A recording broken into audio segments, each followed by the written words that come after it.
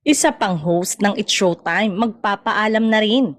Kaloka nga at parang sunod-sunod ang pag-alis ng host ng programa na It's Showtime.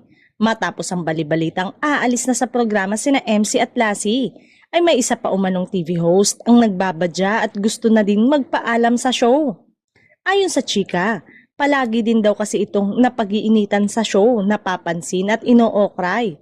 Well, normal na nga ang okrayan sa show pero minsan daw ay sumusobra na ang okray sa nasabing TV host.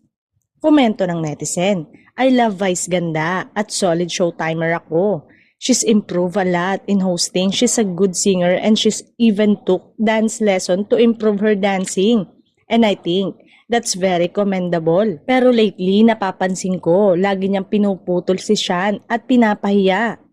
Hindi rin nakakatawa na inaasar niya sina Jong at Shan kahit taken na silang dalawa. May mga nagtanggol naman kay Vice na ganun lang daw talaga sila ni Shan pero super love daw ito ni Vice sa lahat daw. Nang kasamahan niya sa Showtime ay pantay-pantay ang touring ni Vice. Mukhang hindi naman daw aalis si Shan lalo pa at malaking tulong din sa kanyang karir ngayon na lumalabas sa TV araw-araw.